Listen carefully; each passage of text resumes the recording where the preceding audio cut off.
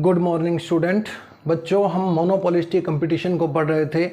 Monopolistic competition पर हमारा एक वीडियो पहले आ चुका है जिसके अंदर इंट्रोडक्शन है, मीनिंग है, डेफिनेशन है, अजम्पशन है और छोटे छोटे कॉन्सेप्ट हैं जो आपको मदद करेंगे इस चैप्टर को समझने में। ठीक है, तो उस वीडियो को ज़रूर देखना, उसका लिंक मैं इस वीडियो के डिस्क्रिप्शन के अंदर डाल दूंगा। चलिए बच्चों, आज हमारे पास टॉपिक है प्रोडक्ट डिफरेंशिएशन। प्रोडक्ट एक हमने कॉन्सेप्ट पढ़ा था मोनोपोली के अंदर, उसका नाम था प्राइस डिस्क्रिमिनेशन। हमने मोनोपोली के अंदर पढ़ा कीमत विभेद। यहाँ पर हम पढ़ रहे हैं वस्तु विभेद। वस्तु विभेद हिंदी में कहते हैं प्रोडक्ट डिफरेंशिएशन को क्या? वस्तु विभेद। वस्तु विभेद का जैसे हमें नाम से पता चल रहा है कि वस्तुएं क्या होंगी, अलग अलग होंगी। वो किन रूप में अलग अलग हो सकती है? प्रोफेसर चैम्बरलिन ने क्या कहा कि वस्तु विभेद एकाधिकारी प्रतियोगिता की मुख्य विशेषता है। ठीक है, मेन कैरेक्टरिस्टिक्स इसको माना है प्रोडक्ट डिफरेंशिएशन को, किसकी? मोनोपोलिस्टिक कंपटीशन की। चलिए अब बात करते हैं कि वस्तुओं में भेद किस प्रकार का होता है, कंपटीशन कैसा होता है। कंपटीशन होता है किसी मान लो किसी फर्म ने जो है कोलगेट को बनाया, किसी फर्म ने पेप्सोडेंट को बनाया, किसी फर्म ने दंतकांति को बनाया, अलग अलग इनके अंदर इस प्रकार से कंपटीशन होता है। ठीक है ना, प्राइस का कंपटीशन नहीं होता, क्वालिटी का, डिज़ाइन का, पैकिंग का, अलग अलग तरह से वस्तुओं के अंदर क्या है? विभेद होता है। वस्तुओं के अंदर विभेद हो सकता है साइज का,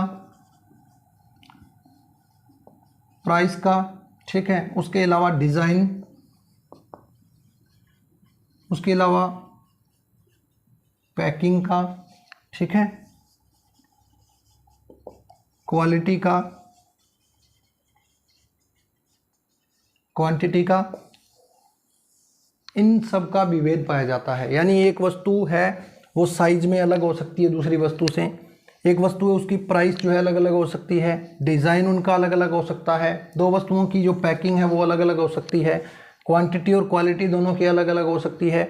इस प्रकार से क्या होता है? एकाधिकारी प्रतियोगिता हो जाती है, कंपटीशन होता है दो फर्मों के बीच के अंदर। किस आधार पर? इन सब आधार के ऊपर कंपटीशन होता है। ठीक है, जैसे मार्केट में हम एग्जांपल देखते हैं, रोजाना हमारी जो लाइफ है उसके अंदर देखते हैं। जैसे टूथपेस्ट का अगर मैं एग्जांपल लूँ तो उसमें क्या होगी, बहुत सारी टूथपेस्ट हमारे पास होती है, जैसे सिबाका हो गया, पेप्सोडेंट हो गया, कोलगेट हो गया,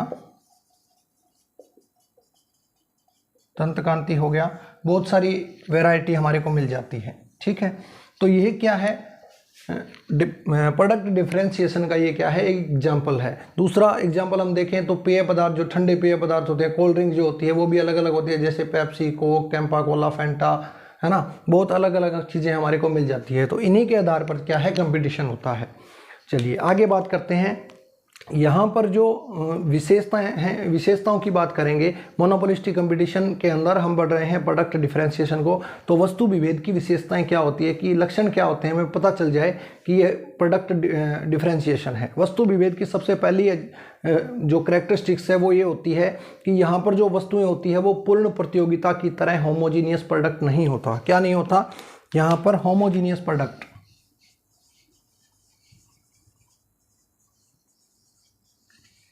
होमोजीनियस प्रोडक्ट यहाँ पर क्या है? नहीं होता।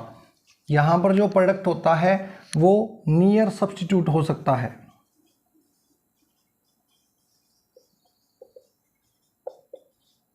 प्रोडक्ट क्या हो सकता है? निकट प्रतिस्थापन हो सकता है, लेकिन एक रूप या समरूप नहीं होता। चलिए नेक्स्ट इसकी कैरेक्टरिस्टिक्स की बात करें तो वस्तु विभेद बाजार की एक वास्तविक स्थिति होती है जिसके अंदर जो है वस्तुएं निकटतम स्थानापन्न होते हैं वस्तुओं के। ठीक है, चलिए अगली कैरेक्टरिस्टिक्स की अगर बात करें तो यहाँ पर जो वस्तुएं होती है वो वास्तविक और कृत्रिम, वस्तु विभेद जो होता है वो वास्तविक भी हो सकता है और कृत्रिम भी हो सकता है।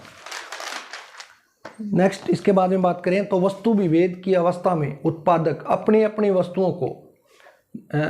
वस्तुओं के नाम आदि को कानूनी रूप से क्या करवा लेते हैं? पेटेंट करवा लेते हैं। जैसे अगर एग्जांपल लें हम बजाज स्कूटर का, तो एक फर्म ने बजाज स्कूटर को क्या करवा लिया? बजाज जो नाम है उसको क्या करवा लिया? उसने पेटेंट करवा लिया, उसका ट्रेडमार्क रजिस्टर्ड हो गया बजाज नाम से। अब बजाज नाम का प्रयोग कोई दूसरी फर्म नहीं कर सकती। दूसरी फर्म अगर कंपटीशन करना चाहती है बजाज के साथ तो अपना वो अलग नाम से कोई 2 पहिया वाहन लेकर आ सकती है मार्केट के अंदर, फिर कंपटीशन कर सकती है। लेकिन बजाज ने स्कूटर के रूप में अपना जो नाम है वो पेटेंट करवा लिया है कानूनी रूप से, उसका ट्रेडमार्क जो है वो रजिस्टर्ड करवा लिया है। तो उस नाम को उस पर्टिकुलर प्रोडक्शन के रूप में यूज़ कोई दूसरी फर्म नहीं कर सकती। चलिए आगे बात करते हैं। जो प्रोडक्ट डिफरेंशिएशन होता है उसका मेन मोटिव क्या होता है? उसका मेन मोटिव होता है कि प्रोड्यूसर को कीमत निर्धारक की शक्ति प्रदान करवाना, ठीक है ना। जो प्रोड्यूसर होता है वो कीमत निर्धारित करने की शक्ति लेना चाहता है, ठीक है ना। तो वो कौन उपलब्ध करवा सकता है? प्रोडक्ट डिफरेंशिएशन, ठीक है। यहाँ पर एक और बात करेंगे, इसका उद्देश्य एक और भी होता है। एक और उद्देश्य क्या होता है कि यहाँ पर प्रॉफिट को क्या है, मैक्सिमाइज करना चाहती है प्रत्येक फर्म। चलिए आगे चैम्बरलिन ने ये बताया है कि प्रोडक्ट डिफरेंशिएशन के कारण उपभोक्ताओं को एक बहुत बड़ा फायदा होता है। क्या होता है?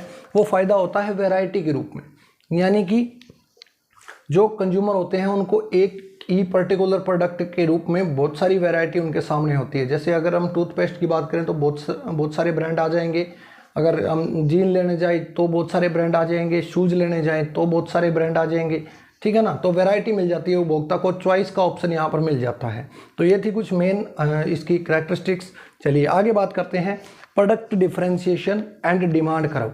प्रोडक्ट डिफरेंशिएशन और डिमांड कर्व की अगर बात करें, यानी जो वस्तु विभेद है उसके अंदर जो मांग वक्र है वो कैसा होता है? मांग वक्र तो क्या होता है, लेफ्ट टू राइट नीचे की तरफ गिरता हुआ मांग वक्र होता है। वो किसके कारण होता है? वस्तु विभेद के कारण ही होता है, ठीक है। यहाँ पर जो उत्पादक है वो क्या है? जो उत्पादक होता है वो क्या चाहता है कि कीमत निर्धारक बनना चाहता है, वो प्राइस टेकर ना होकर प्राइस मेकर बनना चाहता है, और उसी के कारण डिमांड कर्व का जो स्लोप है वो नेगेटिव हो जाता है। नेगेटिव स्लोप का मतलब कि अगर प्राइस कम होगी तो डिमांड ज़्यादा होगी, अगर प्राइस ज़्यादा है तो डिमांड कम होगी। यहाँ पर जो नीचे गिरती हुई मांग वक्र का सबसे पहले, जो नीचे गिरती हुई मांग वक्र के आधार पर सबसे पहले सर्राफा ने, किसने?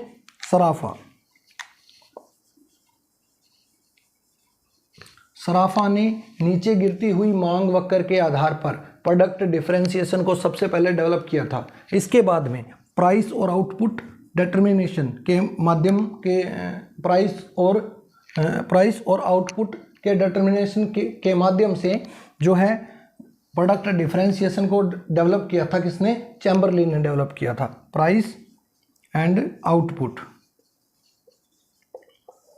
कीमत और उत्पादन के निर्धारण के रूप में सबसे पहले वस्तु विभेद को किसने डेवलप किया? चैम्बरलिन ने किया। और नीचे गिरती हुई मांग वक्र के आधार पर वस्तु विभेद को किसने डेवलप किया? सर्राफा ने किया। ओके, चलिए अब आगे बात करते हैं हमारे पास प्रोडक्ट डिफरेंशिएशन एंड इक्विलिब्रियम, यानी वस्तु विभेद और उसका संतुलन कैसे होता है। हम कुछ अजम्पशन मान के चलते हैं स्टार्टिंग में। सबसे पहली अजम्पशन हमारी यही होती है कि जो नो सेलिंग कॉस्ट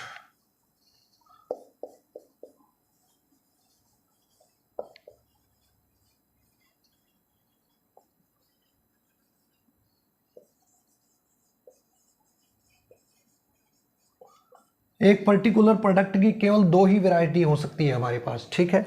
चलिए आगे बात करते हैं। यहाँ पर जो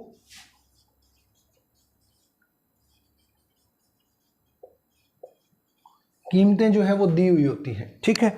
तो इन 3 अजम्पशन एक और भी है कि यहाँ पर जो प्रोड्यूसर है वो क्या करता है? मैक्सिमम आउटपुट, ठीक है ना, बिक्री अधिकतम कर सकता है। चलिए अब डायग्राम की बात करते हैं। डायग्राम में हमने क्या लिया है? ये सारी चीज़ें हमने मान ली है। इसके अलावा सबसे पहले ओ एक्स एक्सिस पर हमने क्या लिया है? आउटपुट को लिया है। ओ वाई एक्सिस के ऊपर हमने रेवेन्यू और कॉस्ट को लिया है। फिर अगर बात करें A1 B1 दोनों क्या है? दोनों कॉस्ट कर्व है। ये A वैरायटी का कॉस्ट कर्व है, ये B वैरायटी का कॉस्ट कर्व है। यानी एक पर्टिकुलर प्रोडक्ट, मान लो शूज़ बनाने हैं किसी कंपनी को, तो शूज़ की 2 वैरायटी उसके पास है। इन दोनों में से वो चूज़ करेगा कि कौन सा वैरायटी उसे यूज़ करना है। वह उस वैरायटी को यूज़ करेगा जिसमें कॉस्ट कम आ रही हो और प्रॉफिट ज़्यादा से ज़्यादा हो रहा हो। उसी प्रोडक्ट को एक फर्म बनाएगी और बेचेगी। जिस प्रोडक्ट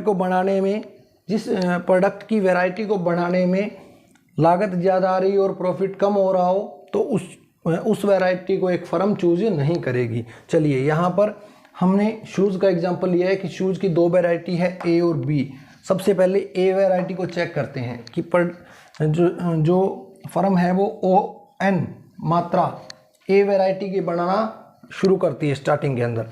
जब ON मात्रा को बनाया जाता है तो प्राइस कितनी मिलती है OP तक। यानी अगर हम देखें ए वैरायटी के रूप में सबसे पहले रेवेन्यू को चेक करें, यानी रेवेन्यू कितनी रेवेन्यू मिल रही है OPLN, इतनी रेवेन्यू मिल रही है। अब हमारे को क्या करना है, अब कॉस्ट को चेक करना है। कॉस्ट कितनी आ रही है, जहां पर कॉस्ट कर्व कट कर रहा है उससे नीचे वाला पार्ट क्या होता है, कॉस्ट कहलाता है। तो ORKN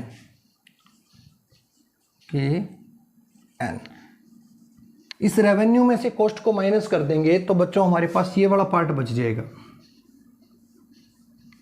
ठीक है, ये वाला पार्ट क्या कहलाएगा, लाभ कहलाएगा। जब हम ए वैरायटी को बना रहे हैं तो हमें PRKL ये इतना लाभ प्राप्त हो रहा है। ओके, चलिए आगे बात करते हैं। जो बी वैरायटी को जब बनाया जाता है तो कितनी रेवेन्यू है और कितनी कॉस्ट है।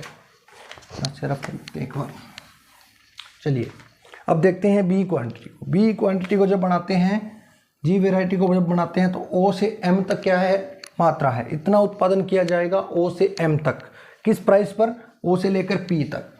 तो हमारी रेवेन्यू कितनी हो जाएगी, रेवेन्यू कितनी होती है, प्राइस इंटू क्वांटिटी, यानी कि OM इंटू OP क्या करेंगे, रेवेन्यू क्या होती है OPHM।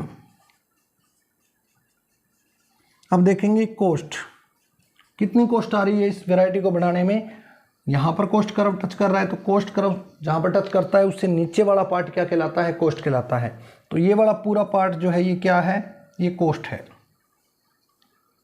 ठीक है,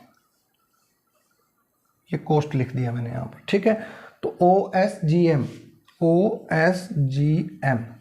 अब इनको माइनस कर दो। रेवेन्यू में से कॉस्ट को माइनस करेंगे तो बच्चों हमारे पास क्या बचेगा, हमारे पास ये पार्ट बच जाएगा पूरा, यहाँ से इतना, ये वाला, ये भी इसके अंदर ही इंक्लूड हो जाएगा। ठीक है ना, ये वाला भी इसके अंदर इंक्लूड हो जाएगा। ठीक है, तो अब क्या, कौन सा पार्ट बचा हमारे पास, SPHG, ये क्या है, प्रॉफिट। तो वो एक फर्म को तय करना है कि वो कौन सी वैरायटी को बनाएगी। ए वैरायटी को बनाई तो प्रॉफिट कम था, बी वैरायटी को बनाया है तो प्रॉफिट ज़्यादा आ रहा है। ये हमें डायग्राम को पहले देखते ही पता चल जाता है कि कौन सी वैरायटी को एक प्रोड्यूसर बनाएगा। वो कैसे पता चलता है, वो कॉस्ट कर्व से पता चलता है। यानी कि जिस वैरायटी का कॉस्ट कर्व ऊंचा होगा वो क्या होगी, वो वैरायटी क्या होगी, उत्तम होगी। ठीक है ना, उत्तम क्वालिटी की वस्तु बनेगी। जिस वस्तु को बनाने में लागत ज़्यादा लगती है उसकी क्वालिटी भी अच्छी होती है। तो चलिए बच्चों, आज की वीडियो के अंदर इतना ही।